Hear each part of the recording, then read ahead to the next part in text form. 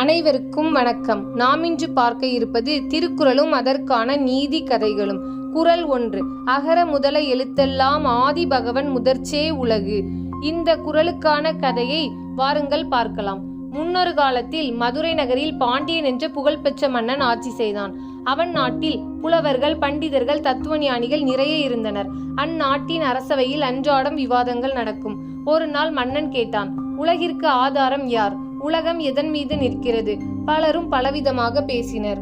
ஒருவன் சொன்னான், உலகிற்கு ஆதாரம் அறிவு. அறிவில்லாமல் மனிதன் எதையும் செய்ய முடியாது. இன்னொருவன் சொன்னான், உலகிற்கு ஆதாரம் பொருள். செல்வம் இல்லாமல் வாழ முடியாது. இன்னொருவர் சொன்னார், அன்பே உலகின் முதல்வன்.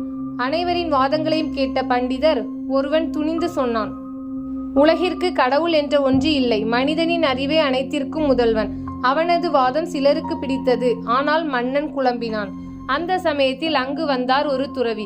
அவர் முகத்தில் ஒளி பளிச்சென்றது. அவர் அமைதியாக ஒரு குறளை சொன்னார். அகர முதல எழுத்தெல்லாம் ஆதி பகவன் முதற்சே உலகு.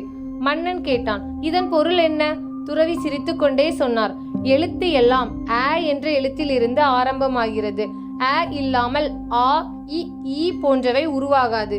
அதுபோல உலகம் முழுவதும் இருக்கும் பொருட்கள், உயிர்கள், அறிவு, செல்வம், அன்பு இவையெல்லாம் கடவுள் அருளால் தான் உருவானவை.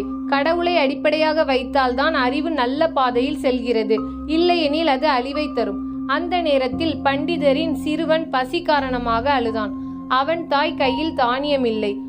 கடவுளே, என் பிள்ளைக்கு உணவு தரும் வழி செய்து தாய் என்று அழுதாள்.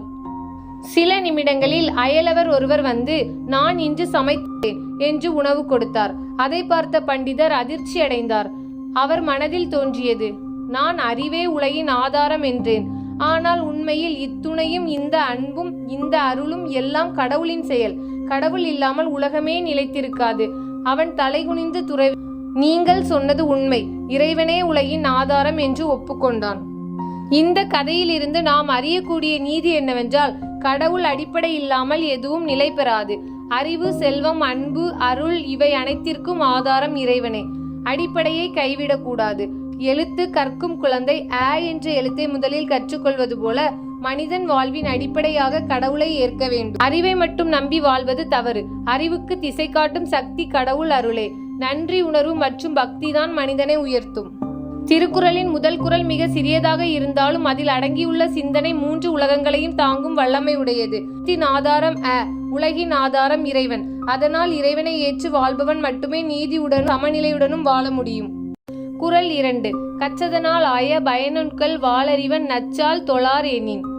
இந்த குறளுக்கான கதையை பார்க்கலாம் வாருங்கள். ஒருவர் எவ்வளவு கற்றாலும் அவன் இறைவனை வணங்காதவன் என்றால் அந்த கல்விக்கு பயனில்லை என்று திருவள்ளுவர் கூறுகிறார். முன்னொரு காலத்தில் காஞ்சிபுரத்தில் அறிவாளன் என்ற ஒரு சிறுவன் இருந்தான். அவன் மிகவும் புத்திசாலி. சிறு வயதிலேயே வேதம், இலக்கணம், கணிதம், மருத்துவம் பல நூல்களை படித்து விட்டான். அவன் தந்தை ஒரு பக்திமான். தினமும் காலை எழுந்து கங்கை நீராடி சிவபெருமானுக்கு பூஜை செய்வார். ஆனால் அறிவாளன், அப்பா, இந்த பூஜை பக்தி எல்லாம் வீணான வேலை. உண்மையான வலிமை அறிவில் தான் இருக்கிறது என்று சொல்வான். அவன் தன் தந்தையை மதிக்காமலும் வணங்காமலும் நடந்து கொள்வான். ஒரு நாள் அரசவையில் புலவர் கூட்டம் நடந்தது. பலர் வந்து தங்கள் அறிவை வெளிப்படுத்தினர். அங்கு அறிவாளனும் வந்து தன் திறமையால் அனைவரையும் கவர்ந்தான். மன்னன் பெருமையடைந்தான். இவனுக்கு விருது கொடுக்க வேண்டும் என்று அறிவித்தான். அப்போது அரசவையில் இருந்த ஒரு முதிய துறவி கேட்டார், இவன் உண்மையில் கல்வியின் பயன் அடைந்தவனா அல்லது வெறும் அகந்தையோடு நிற்பவனா? மன்னன் குழம்பினார். அதனை எப்படி அறிவது என்று கேட்டார். துறவி அறிவாளனை அழைத்து, உன் தந்தை எங்கே என்று கேட்டார். அவன் சொன்னான், அவர் வீட்டில்தான் இருக்கிறார். எப்போதும் பகவானின் பெயரை ஜெபித்து கொண்டு இருப்பார். துறவி கேட்டார், நீ அவனிடம் தினமும் வணங்குகிறாயா? அறிவாளன் சிரித்தான். அறிவில்லாமல் ஜெபிப்பவர் எனக்கும் வணக்கத்திற்குரியவரா? நான் கற்றவன், அவர் பக்தன். வணங்க வேண்டியது அவர்தான், என்னை, நான் அல்ல என்று பெருமையாக சொன்னான். அதை கேட்ட அரசவையில் உள்ள அனைவரும் அதிர்ந்தனர்.